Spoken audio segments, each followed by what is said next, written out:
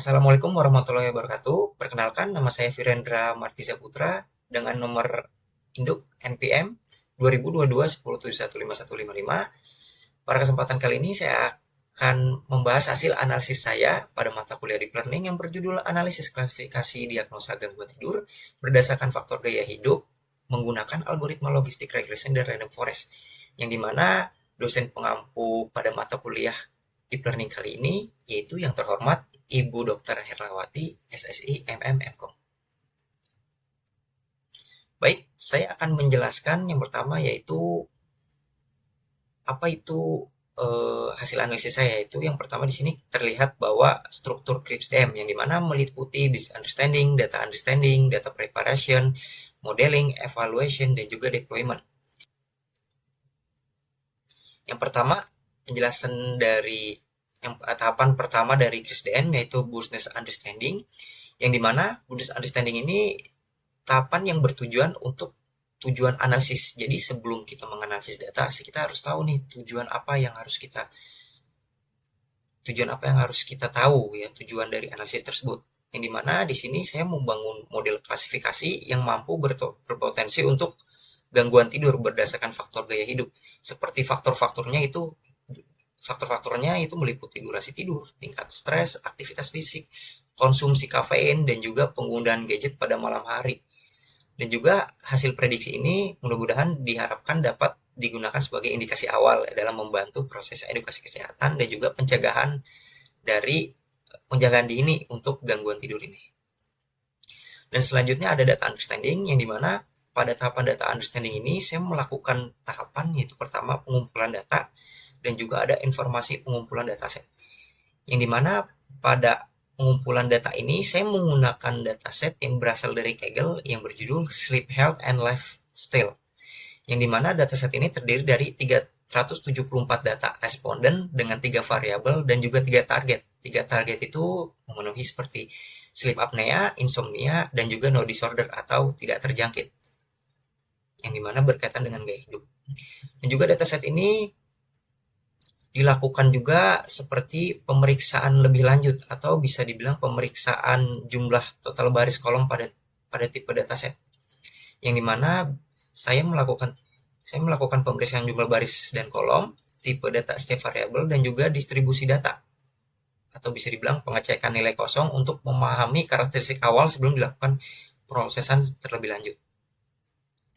Dan selanjutnya ada data preparation. Pada tahapan ini saya menggunakan penanganan nilai kosong dan juga rekayasa fitur, yang dimana pada tahap ini dilakukan untuk menyiapkan agar data itu siap digunakan dalam pemodelan. Pada tahapan ini juga ada penanganan nilai kosong target, yang dimana dengan menggunakan kategori non untuk menghindari kehilangan data, dan juga yang rekayasa fitur ini dilakukan untuk meningkatkan kemampuan model dalam mengenali pola. Dan juga masih ada tahapannya itu penghapusan kolom yang tidak perlu dan juga pipeline pemopresan. Di mana penghapusan kolom tidak perlu ini tujuannya itu seperti person ID yang cuman berfungsi untuk identifier aja, jadi tidak usah digunakan. Dan juga ada kolom bleed pressure, yang dimana ini dipecah, fiturnya itu dipisah, terus juga dihapus dari dataset agar lebih enak untuk nanti di hasil analisis yang dimana di pemodelannya. Dan juga di sini selain itu saya juga ada namanya pipeline praprosesan, yang dimana tujuannya itu untuk mencakup standarisasi aja dari data numberic, yang dimana di encode data kategorikal agar praprocessingnya konsisten antara data latih dan juga data uji.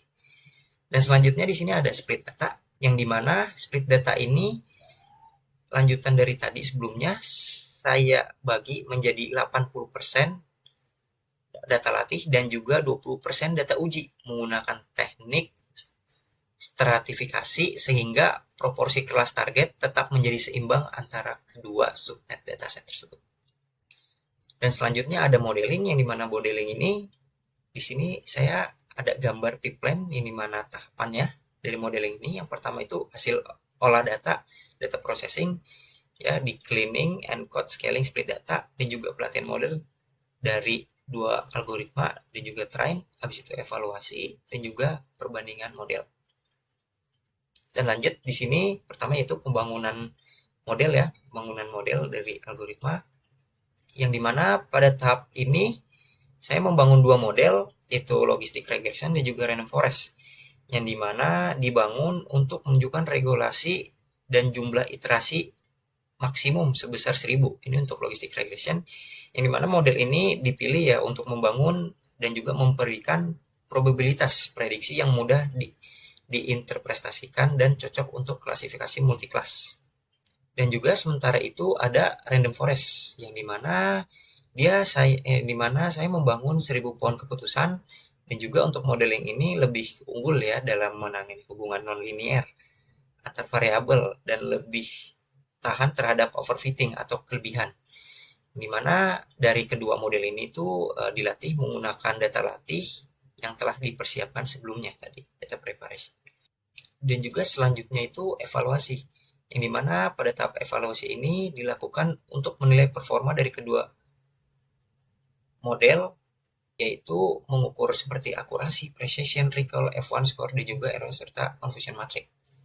Hasil evaluasi dari pertama ini, yaitu logistic regression, menunjukkan bahwa akurasi yang diperoleh sebesar 91% dengan nilai ROC out sebesar 0,93. Model ini juga menunjukkan performa yang sangat baik untuk memprediksi kelas, yaitu sleep apnea.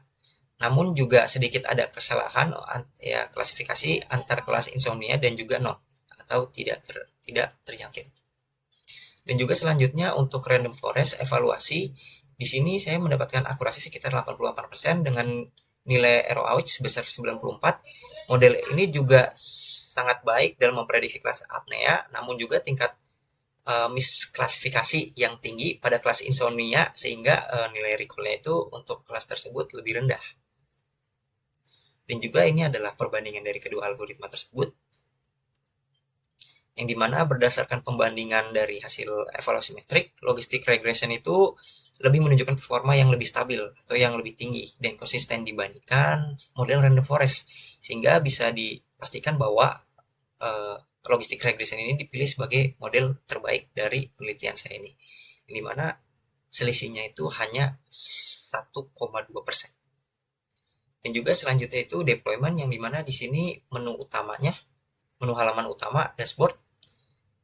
Terus juga di sini ada menu analisis data, yang dimana menu analisis data ini sebenarnya untuk menentukan hasil analisis, yang dimana nanti kalau ada data baru, yang dimana dari 13 variabel ini yang sama, itu bisa digunakan dari hasil analisis. Jadi cuman bukan data untuk data kemarin, tapi data baru juga bisa, tapi dengan syarat ada 13 variabel dari data tersebut, yang dimana itu dia memuat dataset, memasukkan dataset, dan juga nanti akan menghasilkan seperti kolom-kolomnya, terus hasil analisisnya, dan juga bisa dilihat ada grafik-grafiknya. Dan juga di sini menu modeling dan komparasif, yang mana di sini untuk trennya. Tadi kan sebelumnya kita memasukkan dataset dan melihat dataset aja nih. Nah, ini mentrain data itu, yang dimana proses mentrain data juga compare model ya, memodelkan dari algoritma logistic regression dan random forest. Dan di sini juga sebenarnya bisa dipilih salah satu ataupun membandingkan.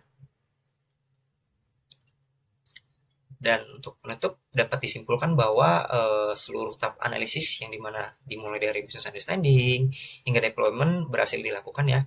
Dan juga dari hasil analisis tersebut, model logistic regression terbukti bahwa memberikan performa terbaik dalam mengklasifikasi gangguan tidur berdasarkan faktor gaya hidup, yang dimana siap digunakan sebagai sistem pendukung diagnosa dini gangguan tidur. Terima kasih, demikian yang sudah saya sampaikan. Kurang lebihnya mohon maaf bila ada salah kata atau kurangnya penjelasan, mohon dimaafkan. Wassalamualaikum warahmatullahi wabarakatuh.